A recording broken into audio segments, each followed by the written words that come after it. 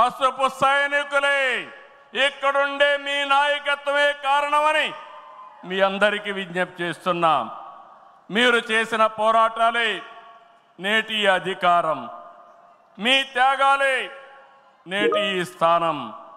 ఇది కాకుండా సమయానుకూలం మనం ఎప్పటికప్పుడు స్ట్రాటజీ కూడా ఆలోచించినప్పుడు జనసేన బీజేపీ పొత్తు పెట్టుకుని ఎన్డీఏ ఏర్పాటు చేసుకున్నాం.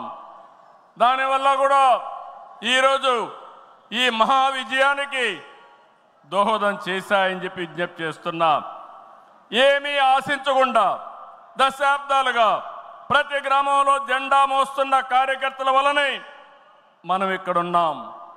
నేనే కాదు, ప్రతి ఎమ్మెల్యే, ప్రతి ఎంపీ, ప్రతి మంత్రి గుర్తించుకోవాలి.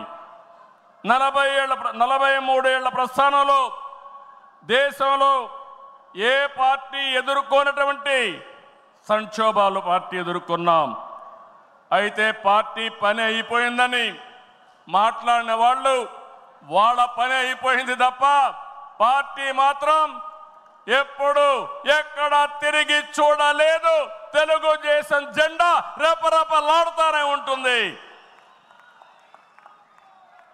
నాటి ఎన్టీఆర్ చైతన్య రథం నేను చేసిన వస్తున్న మీకోసం పాదయాత్ర, ఎన్నికల ముందు లోకేష్ చేసిన యువగళం వరకు కార్యకర్తల్లో అదే పోరాట స్ఫూర్తి. పాలనంటే హత్య రాజకీయాలు, కక్ష సాధింపులు, వేధింపులు, తప్పుడు కేసులని మార్చేశారు గత ప్రభుత్వం. విధ్వంస పాలనతో రాష్ట్రాన్ని సర్వనాశనం చేశారు. దీన్ని ప్రశ్నించిన తెలుగుదేశం కార్యకర్తల్ని, నాయకుల్ని ప్రాణాలు తీశారు, వేటాడారు, వెంటాడారు, అక్రమ కేసులు పెట్టి అరెస్టులు చేశారు.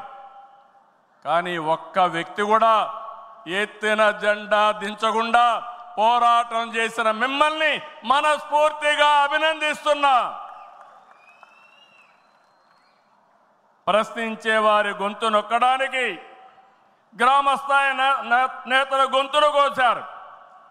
మన పసుపు సింహం, మన చంద్రయ్య పీకగోస్తుంటే కూడా జై తెలుగుదేశం అని ప్రాణం వదిలిపెట్టాడు. అది మనందరికీ స్ఫూర్తి. ఆ స్ఫూర్తే ఈ పార్టీని నడిపిస్తుందని చెప్పి కూడా నేను మీకు తెలియజేస్తున్నా. ఇది ఒక్క ఉదాహరణ మాత్రమే. ఇలాంటి చాలా మంది కార్యకర్తలు ప్రాణ త్యాగాలు చేశారు. ఆశయ సాధన కోసం రాజీ లేని పోరాటాలు చేశారు. వారి స్ఫూర్తి తెలుగుదేశంలో శాశ్వతంగా ఉంటుందని చెప్పి కూడా నేను మీకు తెలియజేస్తున్నా. ఎత్తిన జెండా దించని కార్యకర్తల పోరాటాలు, త్యాగాల వల్లనే కూటమి ప్రభుత్వం అధికారంలోకి వచ్చింది. మీ త్యాగాలకు మహానాడు వేదికగా శిరస్సు వంచి మీకు పాదాభివందనం చేస్తున్నాను. ఇక్కడుండే కార్యకర్తలే కాకుండా రాష్ట్రం మొత్తం కూడా ఇదే పోరాటం చేశారు. మీ త్యాగాలు